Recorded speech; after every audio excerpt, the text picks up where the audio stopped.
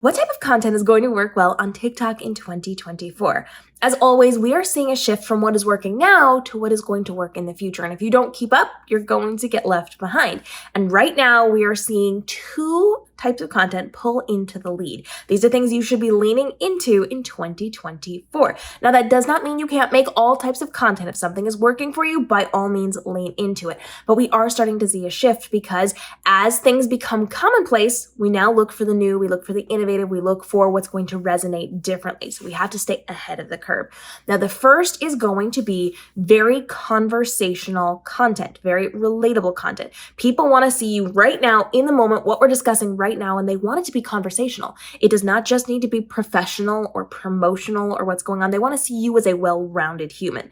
So you can sit down at your kitchen table while you are peeling your potatoes for dinner, and you can be having a conversation. You can be doing your makeup and having a conversation, and it's got to be relatable conversations, not related to your business, but just like, did you see what was on TV last night? Or did you hear about this thing? What do we think about this? Are we kind of like collectively forming an opinion on this? And have conversations. Now, this should be mixed with your normal content.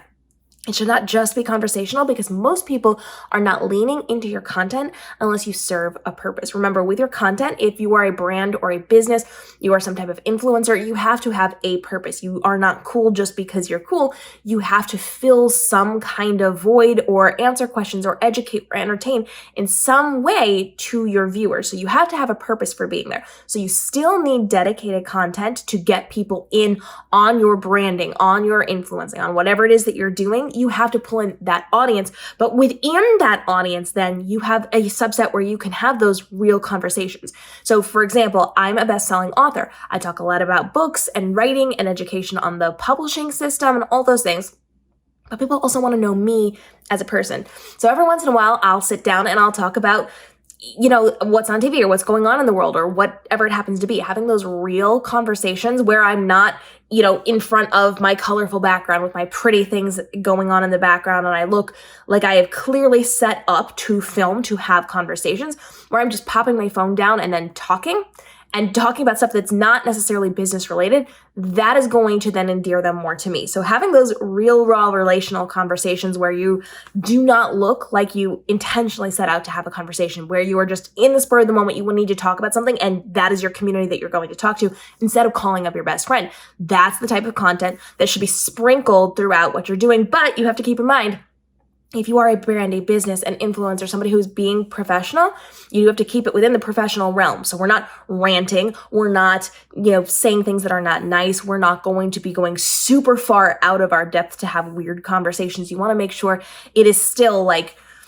on the professional side. You keep that professionality in mind while you're having these conversations that are not specific to your branding. Now, the other type of content is the extreme opposite. We are looking for higher produced content, things that look more professional, things that look like you created this, you set up to do this type of content. We want higher level, and that means you need to up your editing skills. It means you need to be elevating what you're doing. So we're looking for those high-end transitions. We're looking for you to learn new skills with filming and with editing. We want you to learn more from going from just like iMovie over to Adobe Rush over to Premiere Pro. We want you to learn more things. You have to scale up. You have to learn, instead of just talking to the camera, you're going to have to learn how to walk in front of words. You're going to have to learn how to do cool transitions where you're swiping in front of the phone and you are then going to change outfits. We're looking for higher produced, higher quality, and not just higher produced where you're going to be learning a lot of like editing techniques, but you also have to level up what you're doing. So we want to see the professional backgrounds. We want to see the colorful lights in the background. We want to see the pretty artwork. We want to see the technology. We want to see you filming on cameras as opposed to phones. We want to see you leveling up how you're filming on your phone. People are looking for things that rise above the noise. Because right now, thousands upon thousands upon thousands of people are posting on TikTok every single day. You are fighting for your life to get seen in the algorithm. So you have to stand out. So what is everybody else doing? Well, they're filming on their phones. They're filming with normal backgrounds, natural lighting. They're filming in their cars. They're filming in different ways, and you need to elevate that. If you can stand up because you look more cinematic and more professional, that is going to work to your benefit. Now, that doesn't mean you have to do everything super high-end professional. You don't. You have to have a mix of all these things. But if you do want to lean into the trends, what is working now, you're going to have to level up your skills. So right now is a really good time to start doing that. Get on Google, get on YouTube especially, and learn how to level up. You don't need to know all the skills. You just need to learn a new skill. In fact, yesterday, I just learned how to do some really cool things in editing where I can walk across a screen and go in front of the words. I learned how to pin things so it can track inside of my videos where I am going to be pointing things out. And as I'm moving, it's going to, follow my hand. It's going to follow the toy that my puppy is holding in their mouth. It's going to follow those things. I'm learning new skills. I'm not learning all the skills, but I am leveling up. And you know what? It's made a difference already. So your goal here is to have in-the-moment relational content, and your goal here is to have elevated content. You want to level up to a more cinematic version of what you're creating. Little bits go a long way. You do not have to sit here and feel very overwhelmed by elevating your content because you think you have to do all of it and you have to have a production team and you have to have fancy cameras and you have to have fancy lighting. You don't. You just have to learn how to take it up a notch. And then when you got that, take it up another notch. And it's real easy to do. I actually teach you here on the channel. I teach you how to do backgrounds like this where you got like the colorful lights. Literally, guys, this is a light bulb. You can do it in so many easy ways. I show you how to do it for just a couple of dollars. So watch the videos in the playlist. Always helpful. But I'm showing you how to level up to make your phone camera footage look more elevated. That can be as easy as changing the contrast and exposure and the black point in your footage directly inside of your camera roll. You don't even need an app for that. That can be as simple as using your rear-facing camera instead of your front-facing camera and attaching it to something like your Stand By Me so you can easily see it. That can be as simple as putting things on a tripod instead of trying to handhold. That can be as simple as getting a clip-on video light so that your face looks a little bit more lit up. You don't need professional lighting. That can be changing your location. Like if you've got good outside lighting and you can sit in front of a window and get that beautiful natural light, that can elevate what you're doing. This doesn't have to be an overwhelming task. It just means you have to put a tiny bit more effort into it to take it up a notch because you have to visually stand out more than everybody else. And that could mean the way that you film. It could mean the way that you edit. It could be the overlays that you're doing. It could be all sorts of things. So whatever your skill level is now, I challenge you to take it up just one step.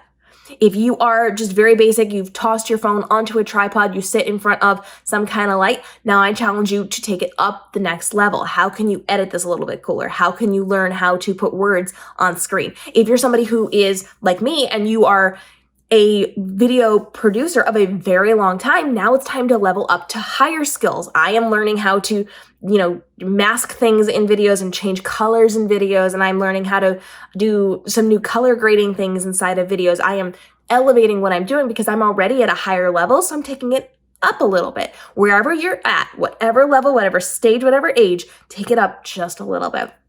And then for your content where you're going to be more relational, try 2 or 3 times a week just to have a conversation. If you can kind of keep it in the realm of what you're talking about in your niche, that's going to work to your benefit, but not super salesy, not pitchy. It's not going to be anything that's directly related to your business.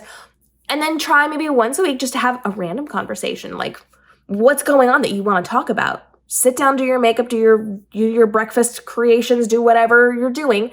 And then don't go super intense. Like make sure it's well lit, make sure they can hear you so that you don't have like extra noise going on, and have conversations with people and just see if people start to come in and learn about you. Because here in 2024, we are now looking for people we can relate to because there's so many people educating in so many spaces and entertaining in so many spaces. So they want to be able to connect with you on a human level.